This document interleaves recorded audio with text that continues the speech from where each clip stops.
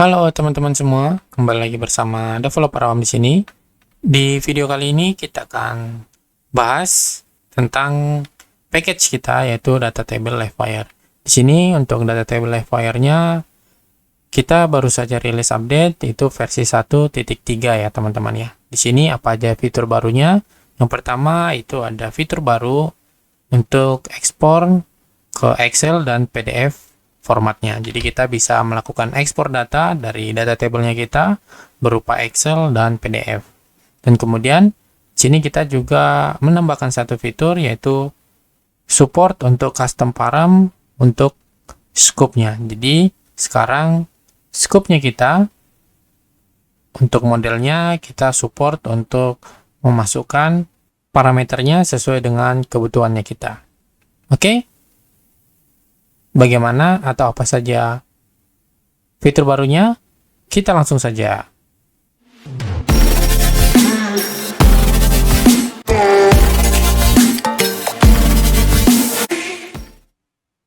Oke, di sini kita langsung aja lihat fiturnya atau cara penggunaannya seperti apa. Sama sekali, ketika teman-teman masih baru install versi di bawah 1.3, teman-teman harus upgrade data table Livewire kita ke versi terbaru. Caranya, kamu cukup jalankan Composer, update data table developer awam data table Livewire. Oke. Nanti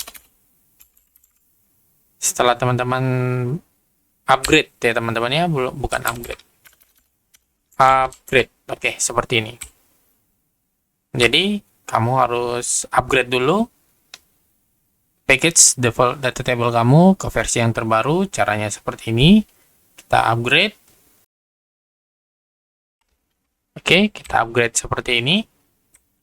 Nanti setelah berhasil upgrade data table Livewire kita, kamu pertama kali harus hapus dulu untuk config Livewire data table-nya, karena nanti di sini kita akan mempunyai config baru untuk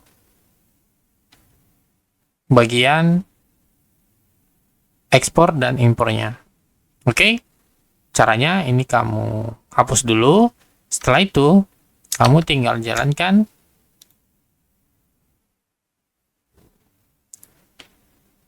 PHP Artisan vendor untuk tag Livewire data table config. Oke, setelah itu kamu nanti akan berhasil ada komponen baru, yaitu ekspor seperti ini.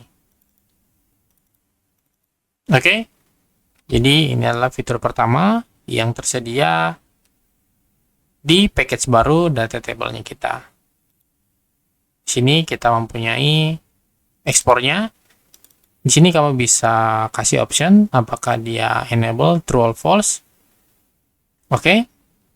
Jadi by default ini tampil ya teman-teman ya, true. Untuk types-nya masih support 2, yaitu Excel sama PDF. Nanti untuk orientation ketika kamu melakukan download datanya itu berbentuk portrait atau landscape. Teman-teman tinggal sesuaikan aja. Untuk paper size-nya kamu sesuaikan lagi di sini. Dan ini untuk custom CSS-nya jika teman-teman ingin melakukan custom CSS daripada button-nya. Seperti itu. Oke, kita lihat hasilnya. Oke, ini kita belum jalankan npm target. Oke, kita refresh lagi. Oke, jadi data table-nya kita by default seperti ini. Di sini nanti akan ada button baru, yaitu export. Kalau kita klik, sini ada Excel sama PDF ya teman-teman ya. Jadi kalau kamu tekan PDF, ini contohnya kita tekan download PDF. Dia lagi loading. Sini langsung ada untuk data PDF-nya. Ini data PDF-nya. Kita klik. Dia akan data PDF-nya akan ngeprint atau mendownload semua data filenya ya teman-teman ya. Contohnya di sini datanya ada 53, jadi kita mendownload 23 baris. Di sini yang di-download itu hanya sesuai dengan di table kamu kecuali kolom actionnya ya teman-teman ya. Karena kolom action ini tidak perlu di print atau tidak perlu di convert ke PDF-nya. Sini kamu bisa lihat ini title, description, status, complete, sama created. Yap, download PDF-nya berhasil sebanyak 53. Oke. Begitu juga dengan kalau kita melakukan ekspor Excel. Kita klik. Oke, ini adalah data Excel-nya. Kita buka. Ini adalah data Excel-nya sampai 53. Oke. Datanya seperti ini.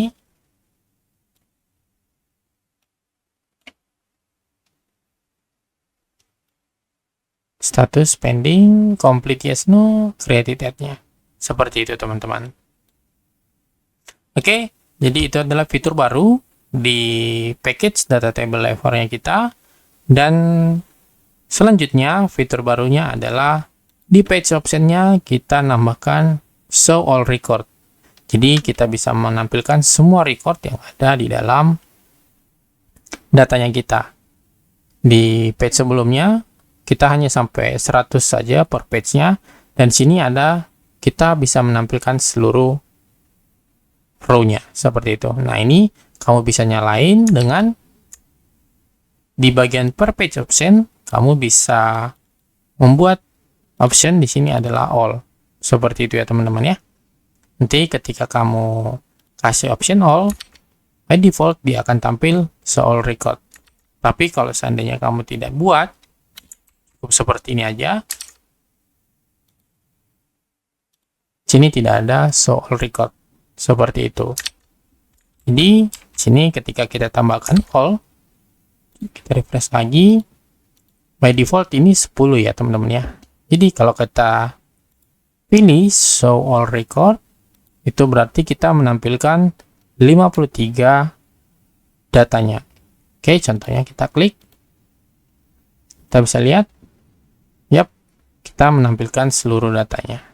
Seperti itu teman-teman. Oke, nah selanjutnya kita akan bahas untuk bagian custom daripada scope-nya kita. Oke. Sebelumnya, ini kita close dulu untuk config-nya. Oke, sebelumnya kita melakukan scope, contohnya seperti ini. Scope complete nih. Nah, kita hanya bisa membuat scope complete seperti ini. Kita nggak bisa menerima parameternya. Contohnya ketika kita pakai scope complete, kita tambahkan di sini scope. Kita panggil scope-nya itu completed. Oke, kemudian di sini kita tambahkan scope-nya. Jadi yang tampil datanya kita itu adalah yang statusnya harusnya complete ya teman-teman ya. Nih, teman-teman bisa lihat yang completed-nya itu yes semua. Seperti itu. Jadi kita ingin mencari yang is completed-nya true. Seperti itu ya teman-teman ya. Jadi yang tampil hanya completed-nya true. Nah, jadi kalau seandainya kita pengen nampilin status pending, contohnya gitu ya teman-teman ya. Jadi kita buat lagi contohnya sini. Public function scope pending. Oke, kemudian kita cari di sini status pending. Jadi kita harus satu-satu seperti ini teman-teman. Kita contohnya di sini pending, scope pending. Jadi di sini kita hanya menampilkan statusnya yang pending semua. Ini metodenya statik ya teman-teman ya. Jadi kita nggak bisa custom berdasarkan contohnya seperti ini. Kita ingin mencari status sesuai dengan yang kita masukkan parameternya, seperti itu. Jadi kita nggak buat satu-satu gitu. Jadi kita ingin menampilkan data scope yang statusnya pending, complete, gitu ya teman-teman ya. Jadi kita cukup mengganti di bagian parameternya. Nah, caranya seperti apa? Kamu bisa menggunakan scope params. Bentuknya array ya teman-teman ya. Bentuknya array, dan di sini kamu harus mengirim datanya. Contohnya, kamu sudah mempunyai scope seperti ini, status. Kita panggil scope-nya status, dan di sini untuk parameternya apa gitu. Sini kita ingin mencari status yang apa gitu ya teman-teman ya. Contohnya di kita mencari status yang completed. Contohnya seperti ini. Jangan lupa untuk scope paramnya kita tambahin bagian sini. Scope params. Yap, seperti ini ya teman-teman ya. Scope params. Oke, kita coba cek lagi. Sekarang kamu bisa lihat statusnya yang tampil hanya completed semuanya. Seperti itu. Atau kamu ingin membuat paramnya bisa lebih dari satu. Seperti itu. Contohnya, di sini kita tambahkan lagi untuk kita mencari is complete-nya itu true or false, seperti itu. Nah, berarti kita cari yang tipenya boolean. Yang ini is completed. Oke, nah sekarang kita menerima dua parameter. Kita masukkan di dalam ini, kita mencari yang is completed-nya true or false. Oke. Selanjutnya di bagian parameter ini kita tambahkan satu parameter lagi, yaitu contohnya true. Kita ingin mencari scope params-nya itu completed dan is completed-nya true. Kita coba cek. Is completed must be of type boolean true given. Oh, dia harus boolean true or false. Oke, salah ya teman-teman ya. Di sini harusnya bool seperti ini. Oke, kita coba cek lagi. Oke, sekarang kamu bisa lihat kita mencari status yang statusnya completed dan completed itu true atau yes. Seperti itu teman-teman. Atau kita contohnya mencari yang completed-nya itu false. Oke. Sekarang kamu bisa lihat statusnya completed, tapi completed-nya itu no. Atau seperti itu. Jadi, kita bisa mencari scope params-nya dengan sesuai keinginan atau lebih dinamis lagi. Ini akan membuat kamu menampilkan data-data table livewire kamu itu sesuai dengan keinginannya kamu. Oke? Sebelumnya terima kasih buat teman-teman yang memberikan saran, feedback, dan dukungannya untuk membuat package ini bisa lebih maju lagi, bisa lebih keren lagi. Oke? Buat teman-teman yang menggunakan data table livewire ini, jika teman-teman ada saran, feedback, atau ada isu, teman-teman boleh laporkan di kolom komentar, atau teman-teman boleh laporkan isunya di bagian kitabnya, package-nya kita itu di bagian isu sini. Kamu bisa laporkan, nanti kita akan coba solve bareng-bareng seperti itu. Oke teman-teman, mungkin sampai di sini dulu video kita kali ini. Kalau kamu pengen tahu atau kamu baru pertama kali menggunakan package data table livewire-nya ini, kamu bisa lihat video kita sebelum-sebelumnya, atau kamu bisa tekan tombol tanda seru yang ada di atas sebelah kanan daripada video ini. Sini untuk dokumentasinya sudah lengkap semua, mulai dari cara setup dan apa aja sih yang ada di sini. Seperti itu ya teman-teman ya. Kamu bisa coba lihat-lihat lagi. Oke, sampai di sini dulu video kita kali ini. Jangan lupa like, komen, dan subscribe channel ini untuk mendukung channel ini agar lebih semangat lagi untuk membuat konten-konten berikutnya.